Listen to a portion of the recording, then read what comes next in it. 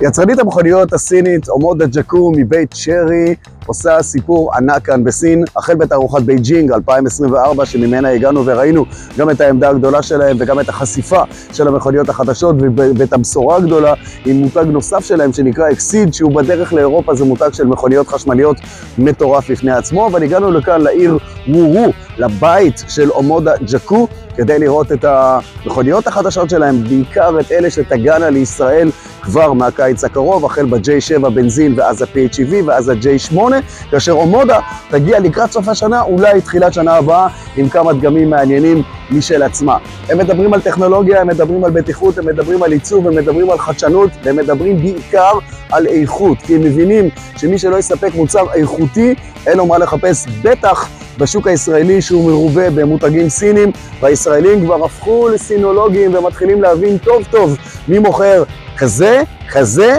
וכזה, והם רוצים להיות שם. האם הם עומדים ביעדים שלהם, האם הם מביאים את הסחורה הנכונה? אין לנו כאן את התשובות, אבל יש לנו כאן רמזים טובים מאוד לקראת מה שמחכה. אז במיצג המיוחד שהכינו באומודה ג'קו ושאר המותגים שלהם כאן בוורו, לכאן הגענו, מכאן אנחנו נצא ונבדוק כמה דברים מאוד מעניינים ונעשה היכרות ראשונה עם הדגמים שיגיעו לישראל. בואו נתחיל. אז עברנו מתחת לשער הזה, הנה המותגים שאותם הזכרנו, גם אקסיד, גם אומודה ג'קו וכמובן צ'רי שנמצאת כבר בישראל עם הדגמים של טיגו ו-FX, וזאת האומודה E5 שבארץ נקראת טיגו, צ'רי FX, כאן היא נקראת אומודה. ואם אתם תוהים על השם הזה אומודה, זה בעצם קיצור או חיבור בין שתי מילים אוקסיג'ן ומודרן, מכאן הם מביאים את השם של המותג הזה אומודה, וזאת הג'קו J6 שתוצג רשמית בשנה הבאה. כאן הם מראים אותה בפעם הראשונה, אבל הרכב החמוד הזה, הקרוס אובר הקשוח הזה למראה חשמלי לגמרי, עם טווח של 400 ואולי 450 קילומטר, והנעה כפולה והספקים גדולים מאוד, נראה חמוד מאוד מבחוץ, ונראה לא פחות חמוד גם מבפנים, עם כל העיצוב הזה וכל האיכות הזאת. תראו את המשחק צבעים הזה בין התפרים הכתומים לגוון הירוק של הריפודים והדיפונים, גם כאן בדלת, הכל במשחק של ברונז, גולד כזה. רכב מאוד מאוד מעניין. אין לנו נתונים על המכונית הזאת, כי כאמור רשמית עדיין לא הוצגה, אבל כאשר היא תוצג נדע הכל.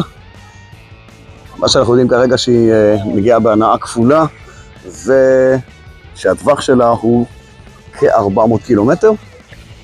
יש כאן משהו שהם השאילו ממקום אחר, אולי הם רוצים לעשות כבוד. בואו נתייחס לזה בקטע רציני ונגיד אולי הם רוצים לעשות כבוד למישהו אחר. ואם כבר לעשות כבוד, אז החלק האחורי הזה מזכיר לי קצת קיה סול. אולי הם רוצים לעשות כבוד לקיה סול, אולי גם זה אפשרי. בכל מקרה הרכב הזה נראה מגניב, מבט מאחור.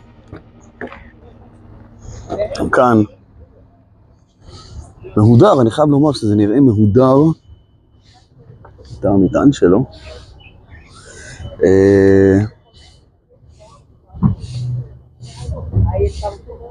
אווירה די מגניבה, ובטח שזה פתוח והשמיים נכנסים פנימה. זה רכב חשמלי מלא, שבמחיר טוב יכול לעשות רושם על הרבה מאוד ישראלים. ככה אני מאמין. אוקיי, אבל זה כאמור רק בשנה הבאה. רק בשנה הבאה יוצג רשמית, ואחר כך אפשר יהיה להתחיל לדבר עליו. אז הנה, זה הדגם הראשון שאנחנו רוצים לדבר עליו שיגיע לישראל. אמנם הדגם הראשון יהיה עם מנוע בנזין, לא PHEV, אלא מנוע בנזין, 1.6 טורבו, תיבת הילוכים כפולת מצמידים, 7 מהירויות, בסיס הגלגלים של המכונית הזאת 2 מטרים 67 סנטימטר, והאורך הכולל 4.5 מטר עם תא מטען של 480 ליטר.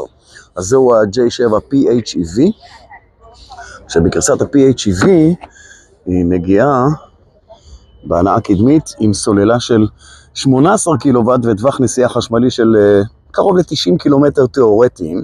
תלוי איך אתם תתנהגו עם המכונית הזאת. כאן בגרסה הזאת ללא גג פנורמי, וכשמדברים על הרכבה, איכות וכל הדברים המגניבים האחרים, אז פה באמת צריך לרדת לציציות ולבדוק טוב טוב מה מציעים כאן אני רואה איזושהי רמת אבזור שהיא הפחות חזקה. אני לא רואה כאן תצוגה עילית, אני לא רואה כאן דברים כמו טעינה אלחוטית. אני רואה הכנה לה, אבל אני לא רואה טעינה אלחוטית. אז ייתכן שזו הגרסה הבסיסית יותר של ה-PHEV. ה-PHEV מגיע מנוע 1.5 ליטר. מנוע 1.5 ליטר, אלא מחובר כמובן מנוע חשמל, דיברנו על הסוללה. ההספקים כבר עולים ל-350 כוחות סוס, שזה משוגע לגמרי. לדגם כזה משפחתי, הצצה לחלק האחורי.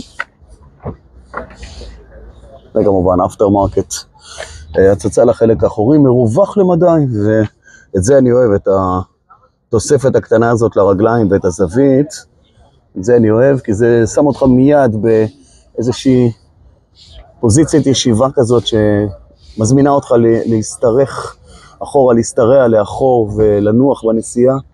גם מערכת הסאונד כאן לא ממותגת, זה אומר שכן, כנראה שתהיה גם גרסה יקרה יותר, עם מבזור גבוה יותר, אבל בסדר, יפה שהם מציגים גם את הרמה הבסיסית ואת הנתונים שלה כבר בעצם אמרנו. החישוקים כאן, חישוקי 19 אינץ', ג'אנטים יפים, יש לומר, הצצה לתא המטען של הג'קו J7 PHEV, וגם כאן הדלת לא חשמלית, אז הנה, זו עוד הוכחה לרמת כניסה, אולי יתאים לשוק הליסינג ברמה הזאת, מי יודע? מניח שהישראלים ירצו הרבה יותר מאשר את הדבר הזה. אז זה ה-J7 ברמה הזאת, הוא ה-PHEV, וזה כמו שאמרנו, הראשון שיגיע הוא הבנזין. הנה אתם יכולים לראות שני פתחים, אחד לטעינה ואחד לדלק. הבנזין הוא זה שיגיע הראשון. יהיה מעניין מאוד לראות מה תהיה רמת המחירים של הדגמים האלה, כי אם מדברים עם האנשים של אומודה ג'קו לגבי המיצוב של המכוניות, אז הם מחוברים למציאות. הם יודעים שהם לא הראשונים שמגיעים מישראל, הם האחרונים בינתיים שמגיעים מישראל, ובדרך יהיו עוד כמה אחריהם.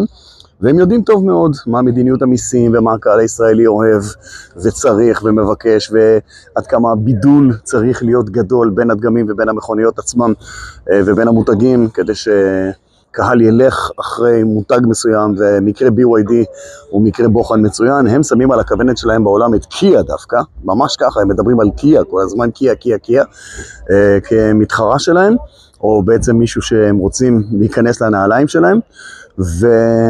אבל בשוק הישראלי שהוא מטורף עם המיסוי שלו, שהוא עדכני עכשיו כבר חדש, ולקראת השנים הבאות עם החשמל עוד יותר עדכני ועוד יותר תחרותי ובעייתי, הם מכירים את כל הסיפור הזה, אבל הם מבטיחים, הבטיחות, העיצוב, החומרים, ההרכבה, האיכות והחדשנות, כל זה ידבר, וכל זה אנחנו מאמינים שהקהל הישראלי יאהב וימצא בזה את מוצר שהוא מחפש, וכך הוא יגיע בעצם אלינו ויישאר גם איתנו. נסיעה ראשונה בשטח עם ג'קו J7 4x4, מנוע בנזין, גרסה שלא תגיע לישראל ב-4x4 לפי מה שאני יודע. אנחנו נשים את זה על מצב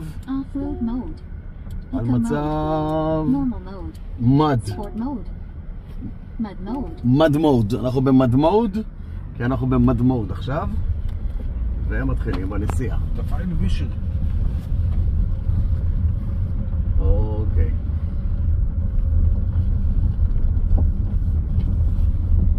קצת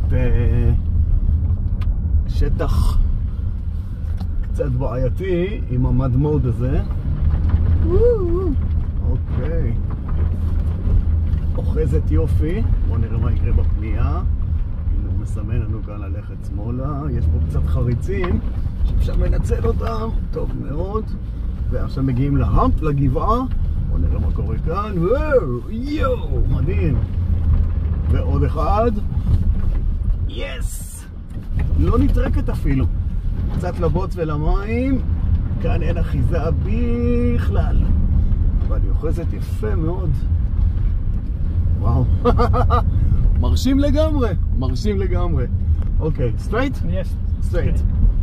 יש לי פה את צ'אנג המדריך. שאם עד עכשיו הוא לא אמר כלום והוא רק מחייך, סימן שהכל בסדר. אוקיי. Another round? אוקיי. אוקיי. הוא זורם. אז אנחנו נעביר את ההגה למישהו אחר, ועכשיו בואו נלחץ קצת יותר. נשחק טיפונת בצד, יפה מאוד היא אוחזת. יפה מאוד.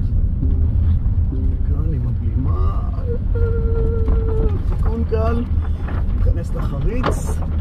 וואו. לא הייתי עושה את זה בחיים עם האוטו שלי. אבל פה... יפה. אוקיי, שוב מגיעים לגבעה, תחזיקו חזק! יס! עכשיו היא נטרקה. יפה. בואו נעשה את זה הפעם קצת יותר עדין. יפה, נייס. אבל המדריך אפילו לא מזיז שריר בפנים. אני מעלה פה גלי בוץ.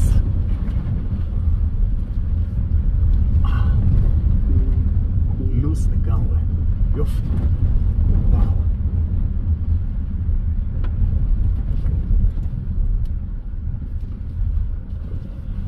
That was very impressive. Nice try, boss. Yes? Yes. Thank you.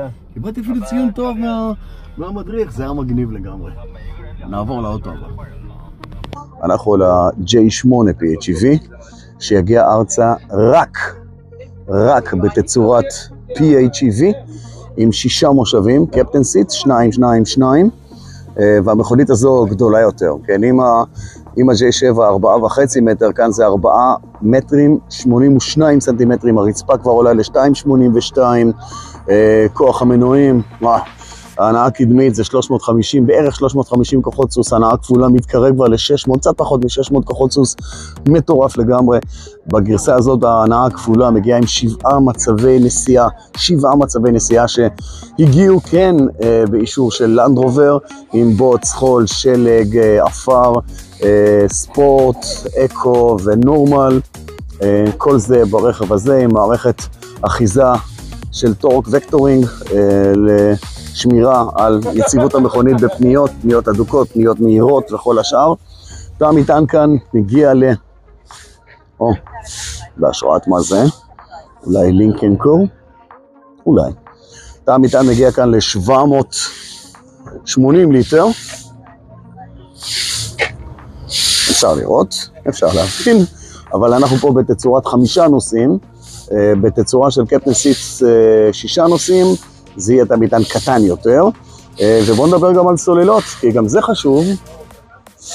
אז סוללות, סוללה אחת תהיה כאן לדגם הזה, אם ב-J7 יש סוללה של 88 קילומטר עם 18 קילוואט וטעינה ביתית בלבד, אז כאן כבר מדברים על סוללה גדולה, 34.5 קילוואט, טווח נסיעה שלהם, הם טוענים 160 קילומטר, בואו נוריד את זה ל-120, 130, כאילו בשביל להיות בכוונה אכזריים, זה עדיין טווח מצוין על חשמל. עוד ועוד מכוניות גדולות מתחילות להגיע עם סוללות גדולות למרחקים כאלה כשהם בפלאג אין בכלל.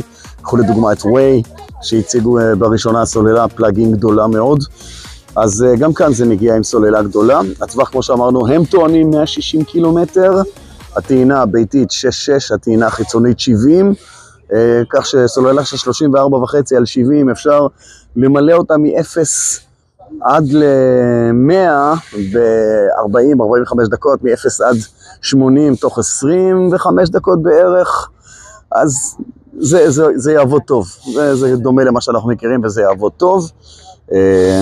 בואו נציץ פנימה לתוך המכונית, כי זה מה שמעניין לא פחות. אז אם הם דיברו על איכות, ואם הם דיברו על תחושת יוקרה, יש את זה. יש את זה לגמרי. באיכות החומרים, באבזור שנראה כאן, הטאץ' על ההגה, כאן לכל נושא הסאונד ושונה התצוגות, כאן לנושא הבטיחות. הנה אנחנו משחקים קצת עם המסך. פאדל שיפטינג כאן מאחורה, אולי לרגנרציה. כאן תיבת ההילוכים היא 3 מצבי מהירות, בעוד ב-J7 בנזין 7 הילוכים, J7 PHEV הילוך אחד שהמנוע ירוץ עליו מעלה-מטה, זה מה שיעבוד שם, אבל כאן יש 3 מצבי מהירות שונים. האיכות באמת גבוהה חברים, וכמו במכוניות ב-level הזה, כרטיס ולפתוח את הרכב. וגם מפתח. מצבי הנהיגה שמגיעים מכאן. נראה אם זה יעבוד לי, הדבר הזה. כן. זה יעבוד. אז הנה, נורמל. Normal mode. מה הוא רוצה? ספורט. Snow mode. סנואו. Mud mode. בוץ. Sand mode. חול. Off-road mode. ואוף רוד. ECL יש גם אקו. Normal mode. וחוזרים חזור חלילה. 5 פתחי מיזוג מקדימה, בדרך כלל יש 4, פה יש 5. בסדר, אולי את האמצעי אפשר לזרוק ככה גם קצת אחורה, למרות שגם לא יושבים מאחור, יש את פתח המיזוג משלהם. מערכת סאונד של סוני, כן, מדברים פה כבר על איכות אחרת, ג'קו J8 PHEV, מחיר יהיה כאן אתגר מאוד מאוד גדול ומאוד מאוד מעניין. בואו ניתן הצצה אחורה.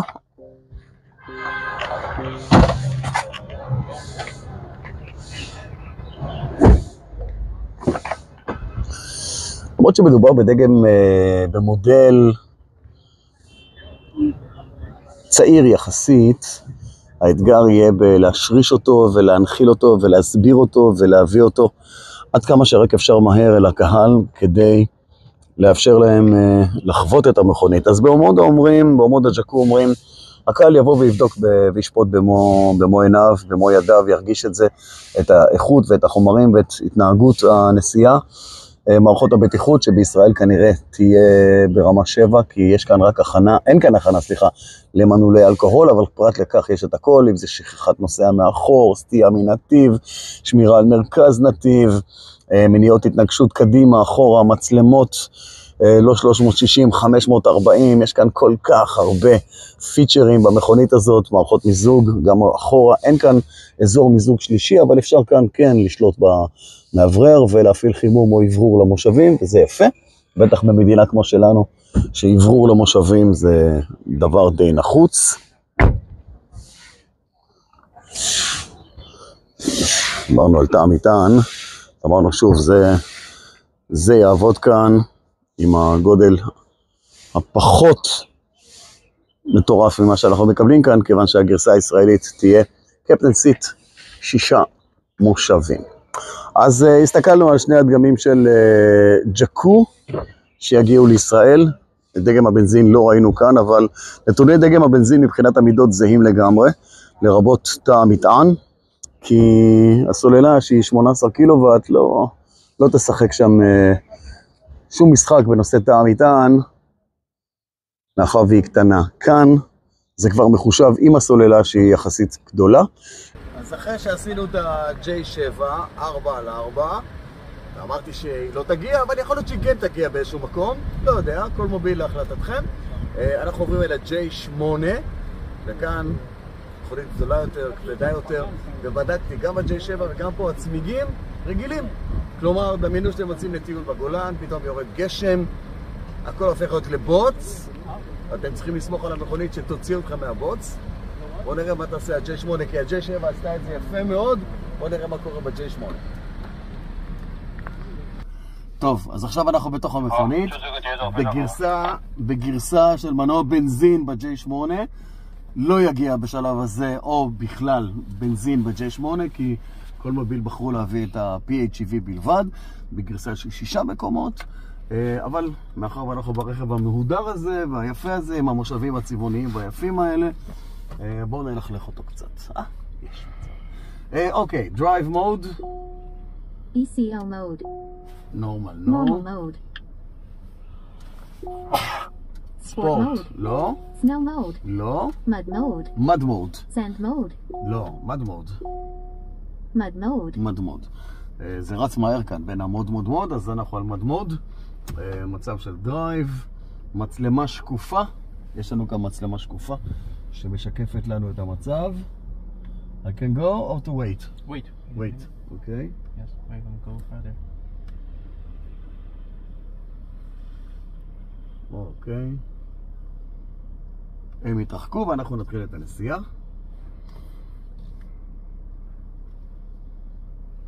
Okay, go. Go, thank you. 2 loops. Okay. Okay. Yes. First one, just to know the car. Okay. Second one, push. Little. Little push. Kleiner push. אוקיי, אז תקופה ראשונה. כן, האוטו גדול יותר וכבד יותר ממה שהיה לנו ב-J7. אפשר להרגיש את זה. לא שהוא נטרק או משהו, אבל כבר בנסיעה אפשר לראות שההתנהלות שלו אחרת. בתוך הפנייה הזאת. קצת קוליסים שיצרנו פה.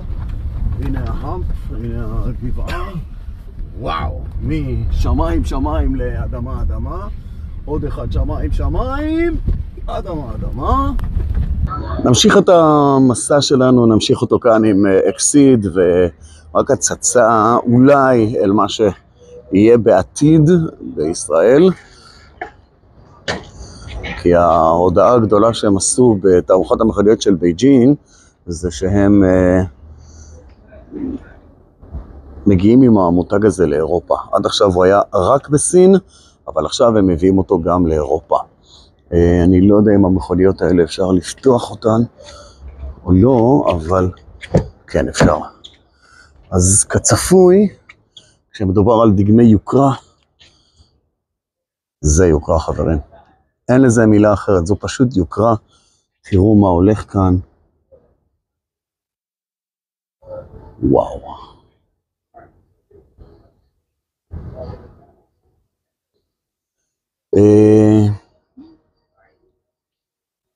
מחפש ככה בעיניים לראות,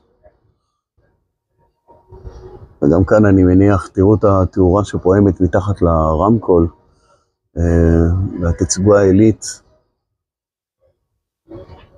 כל כאן ברמה מאוד גבוהה, אדום לכיסא, הפעלה מהדלתות כמובן, יש אדום לנושא הזה, מדרגות צד שיוצאות אוטומטית החוצה, מקורי, הנה זה חוזר, מקורי עם תאורה, שמישהו חס וחלילה לא יפספס את הדבר הזה בלילה. האווירה מאחור,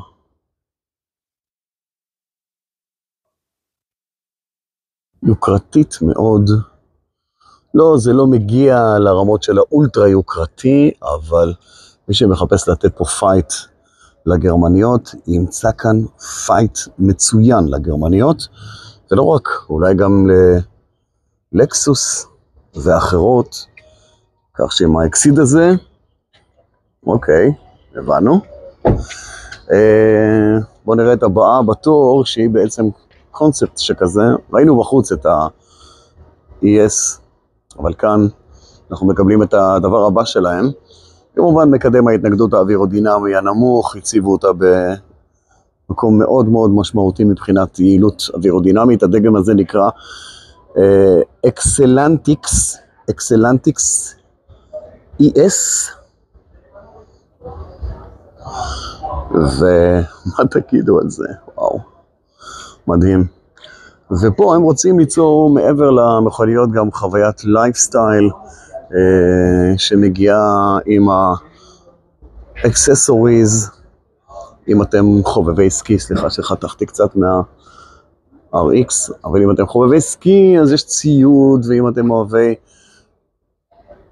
הרפתקנות אז גם עששית ופנס וערכה לקפה לשטח, אבל גם זה באיזה סגנון מאוד מאוד יוקרתי, תיקים ועוד כל מיני דברים כאלה.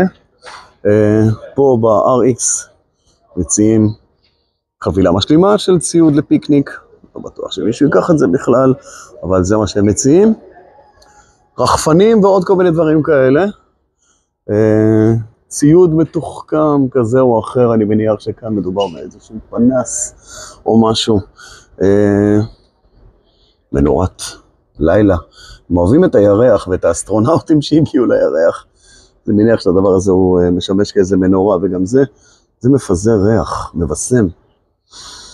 חבל שהמצלמה לא יכולה להעביר לכם את הריח, אבל זה מבשם. מצלמות שונות, וואו, איזה ריח זה עושה. מדהים. כמו של מרכך כביסה, אבל ביוקר.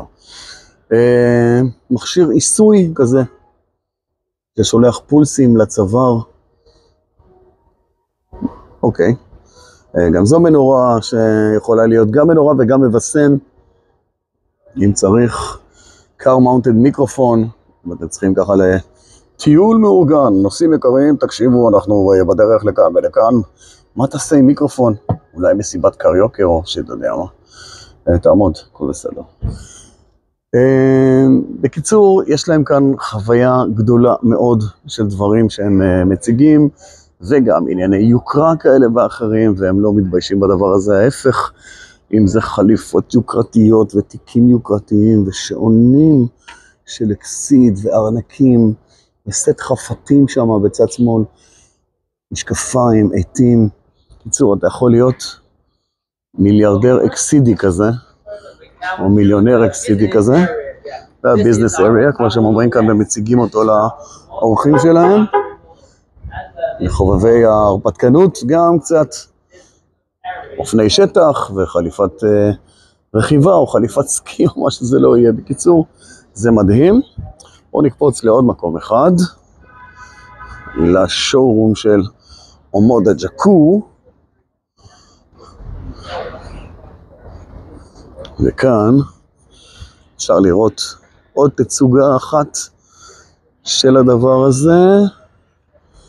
כן, מדברים על ההרפתקנות, אז זה זמן טוב אולי לדבר כשרואים את ההדגמה הזאת של המדרגת סלע, עם מרווח כחון של קצת יותר מ-22 סנטימטרים. זה נותן לו יכולת נסיעה בשטח, עם 7 מצבים כמו שראינו קודם, זה גם נותן לו את היכולת הזאת, מאפשר לו עם טורק וקטורינג, זה מאפשר לו גם עבודה יפה בכל מה שנקרא התגברות על מכשולים, עם מתלים אדפטיביים ובולמים אדפטיביים, מערכות שמגיעות מבית לנד רובר, כי המתכנן והמעצב של המכוניות האלה מגיע גם הוא מבית לנד רובר, אני מדבר על ה-J7 וה-J8, ובכלל של ג'קו, אבל בעיקר כרגע ה-J7 וה-J8, מגיע משם, ואפשר לראות את טביעת האצבע, ומתחת למעטה להרגיש גם את הנושא של היכולת הטכנית. טוב, פה כל המכונית באוויר, אז זה לא ממש מהווה דוגמה, ובכל זאת היא מרקדת לה פה על הסלעים המדומים האלה. צריכה דלק די טובה, יש לומר, למכונית הזאת. כמובן שאם סוללה טעונה עד הסוף, אז אתה עושה מרחקים ארוכים, למעלה מ-100 קילומטר על חשמל, ואז על הליטר הראשון תוסיף את ה-160 קילומטר, אתה מגיע למשהו כמו 250 קילומטר אולי על 2 ליטר, או 200 קילומטר לפחות על 2 ליטר בשילוב הזה. אבל השאלה מה קורה כאשר הסוללה נגמרת. אז הצריכה היא 6 ליטר נקודה 8 ל-100 קילומטר, וביחס לגודל ולמשקל של המכונית הזאת, כהייבריד זה בסדר, אבל אם תהיו עדינים, היא תוכל להיות עוד יותר חסכונית מהנתונים האלה.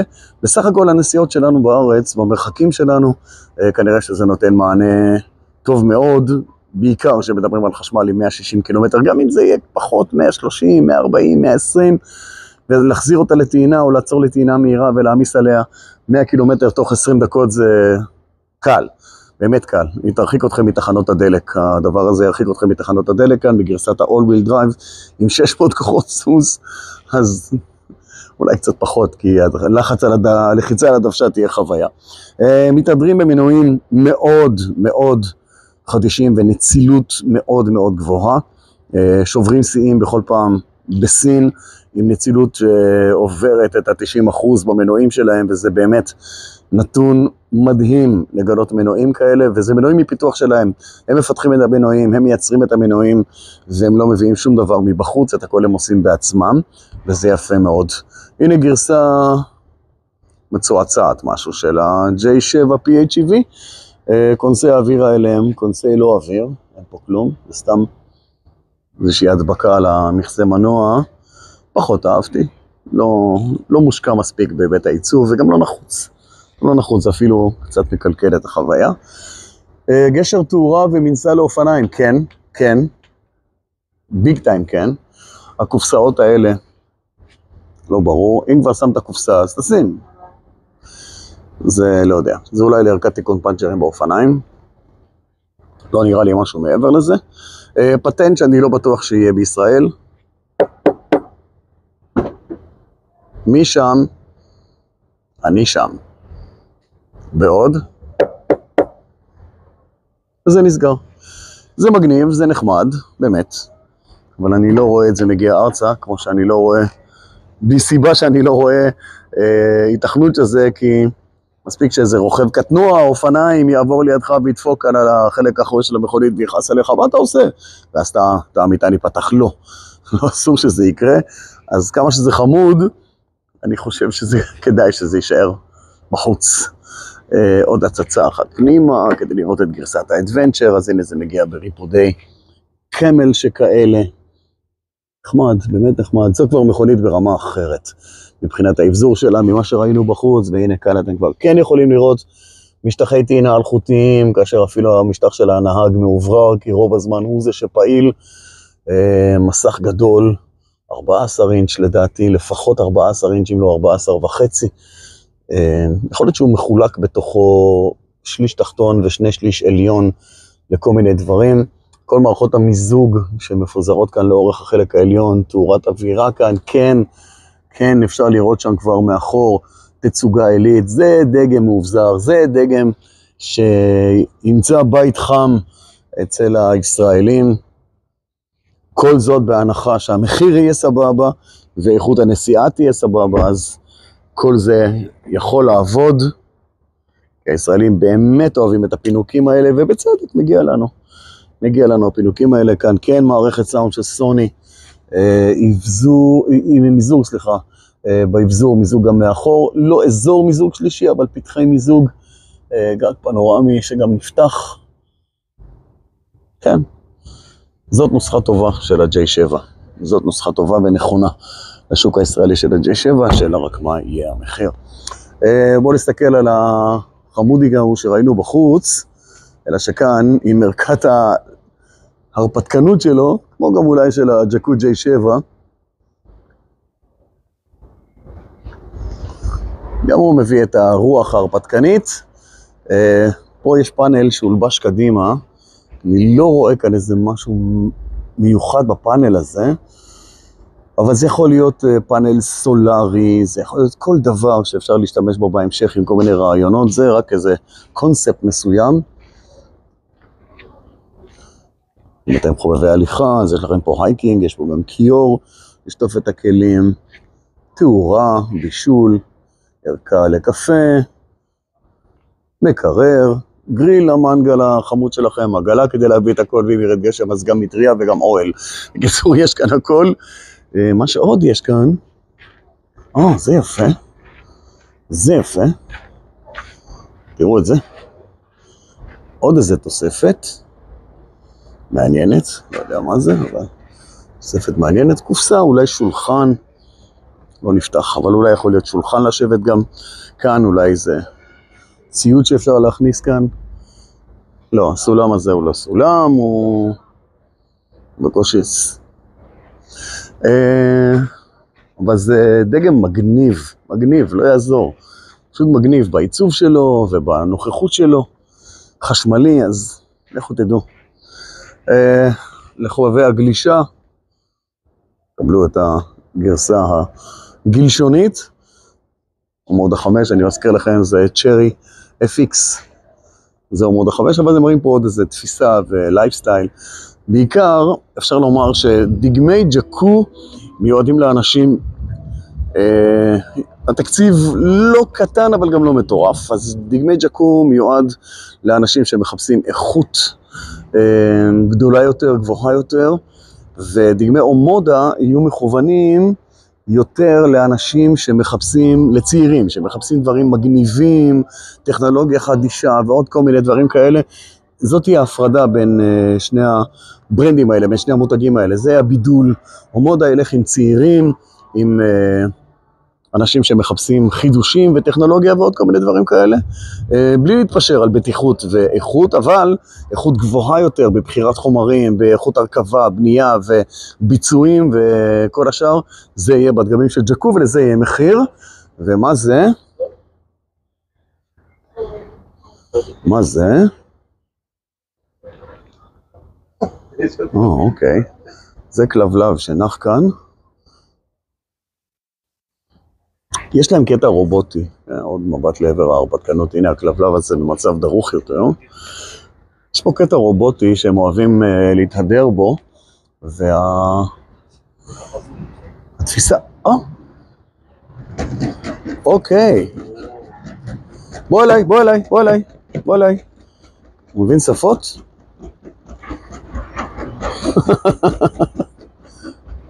בוא חמוד שלי, בוא. מי בא לאבא, מי? sit, sit, sit.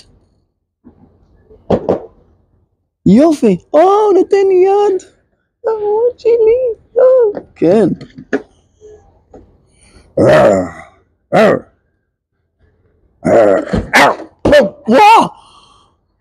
וואו! מה זה היה? ראיתם איזה סלטה הוא דפק באוויר? מדהים. רגע.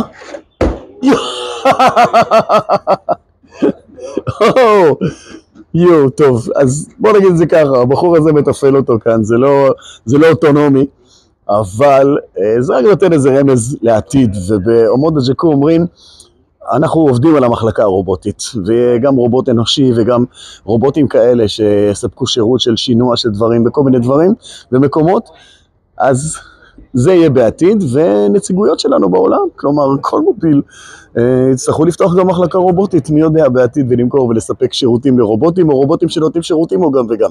הכל יכול להיות כאן ביחד, זה מגניב מאוד מאוד. יפה, אז הנה הריקוד של הרובוט, רובודוג, זה הרובודוג שלהם, מגניב לגמרי. הערב עוד יהיה פה אירוע גדול, שהגיעו אליו אלפים מכל העולם, פעם בשנה הם עושים את האירוע הזה, בשנה שעברה זה נחשב בהצלחה גדולה, גם השנה הם רוצים להמשיך את המסורת הזאת, אז יהיה כאן כינוס גדול בערב, הבשורות שהגיעו מבייג'ין מדברות על של אקסיד לאירופה בחשמל, על עומוד 9, דגם גדול, מעניין מאוד, על עומוד 7, דגמים שהגיעו לישראל גם בהמשך, אבל כל דבר בזמנו, כל דבר בזמנו. נתחיל עם ג'קו, כבר בקיץ ובחורף, ולקראת החורף ותחילת שנה הבאה ניכנס גם לסיפור של אומודה. למדנו כאן הרבה בתערוכה בבייג'ין, על שנגחאי תהיה בשנה הבאה, למדנו בתערוכה בבייג'ין על לאן הולך שוק הרכב הסיני, ואם תשאלו אותם, ואנחנו שאלנו אותם, הם בעצמם אומרים, לא כולם יישארו כאן. יש המון מותגים, המון פריצות דרך, המון טכנולוגיות, המון דגמים, הרבה מכל דבר, אבל זה מרגיש too much. גם הם אומרים את זה, שזה מרגיש too much, ולכן הם רוצים להיות בין הראשונים שפורצים את הדרך באירופה בגדול, ולכן הם מגיעים עם אומודה וג'קו לאירופה. ספרד, הם מקימים שם מפעל שיספק מכוניות לאירופה, אולי גם לישראל בעתיד, מי יודע, כרגע עושים שם רק את האומודה 5 הזה, צ'רי FX, אז יכול להיות שתגענה אולי מספרד ולא מסין, אבל עוד גם אם ייכנסו שם.